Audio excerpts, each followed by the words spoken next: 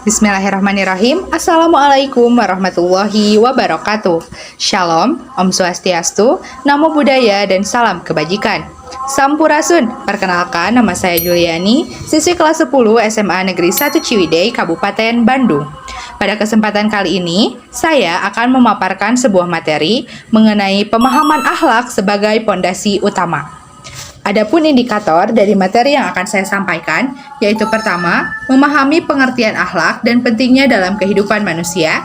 Kedua, mempelajari sifat-sifat terpuji atau biasa disebut akhlak mulia dan sifat-sifat tercela atau biasa disebut akhlak tercela.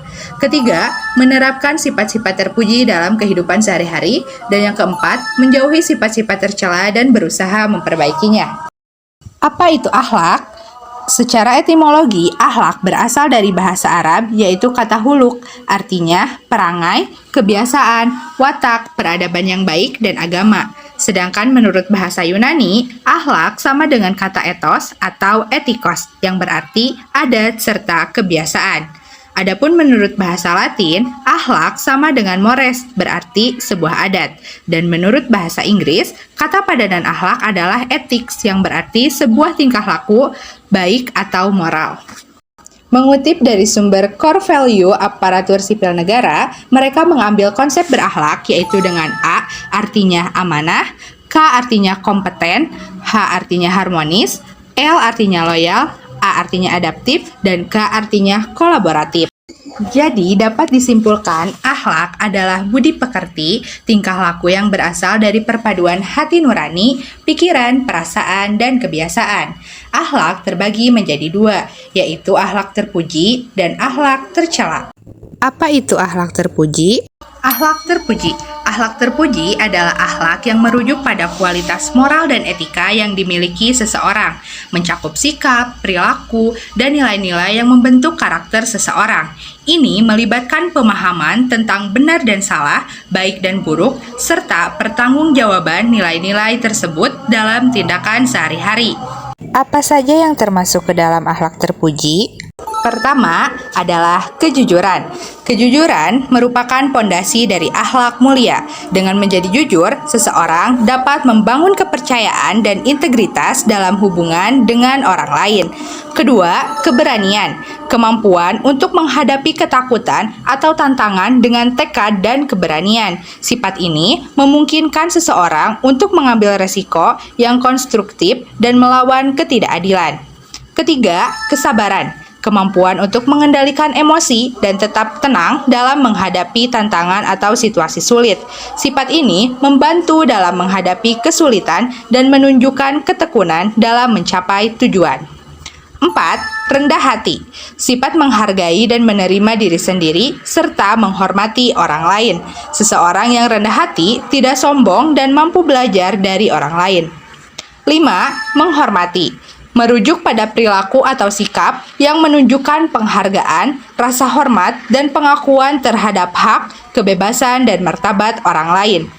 Dan yang keenam, tanggung jawab. Melakukan semua tugas dan kewajibannya dengan sungguh-sungguh, siap menanggung segala resiko atas perbuatannya sendiri. Apa itu akhlak tercela? Akhlak tercela. Akhlak tercela merujuk pada perilaku dan sikap yang tidak sesuai dengan nilai-nilai moral dan etika yang baik. Harus dijauhi karena dapat mendatangkan mudorot bagi diri sendiri maupun orang lain. Apa saja yang termasuk ke dalam akhlak tercela? Pertama, ketidakjujuran.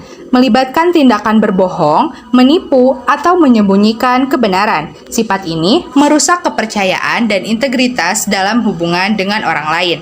Kedua, kesombongan. Sikap yang merasa lebih unggul dan superior dari orang lain. Sifat ini menghasilkan perilaku sombong, merendahkan orang lain, dan tidak menghargai kontribusi mereka. Ketiga, keegoisan. Sifat yang hanya memikirkan kepentingan diri sendiri tanpa menghiraukan kebutuhan atau perasaan orang lain. Sifat ini menghalangi kerjasama dan empati terhadap orang lain. 4. Kebencian. Sifat membenci atau merasa permusuhan terhadap orang lain.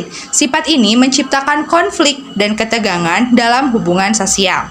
Kelima, iri hati atau dengki. Sifat seseorang yang ingin menghilangkan kebahagiaan atau kenikmatan orang lain dan rasa ingin menggagalkan kebaikan orang lain karena berhasil menjadi lebih baik dan sukses. Keenam, pemarah. Sifat mudah marah dan cepat meluapkan emosi negatif. Sifat ini dapat menyebabkan konflik dan merusak hubungan dengan orang lain. Bagaimana penerapan sifat terpuji dalam kehidupan? Pastinya, hal pertama yang harus kita lakukan adalah kesadaran diri.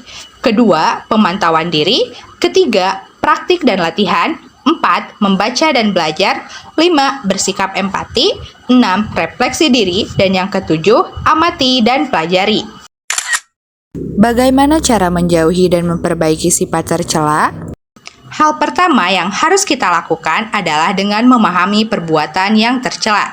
Kedua, menentukan nilai-nilai pribadi. Ketiga, mengembangkan kesadaran diri. 4. Membangun etika kerja yang kuat. 5. Berkelompok dengan orang yang berprinsip. Dan yang keenam, mengelola emosi dengan bijaksana. Lalu, apa kesimpulannya? Jadi, kesimpulannya, akhlak sebagai prinsip fundamental yang membentuk pemahaman budi pekerti, tingkah laku, perasaan, dan kebiasaan. Menjadi pondasi utama dan patokan dalam menjalani kehidupan.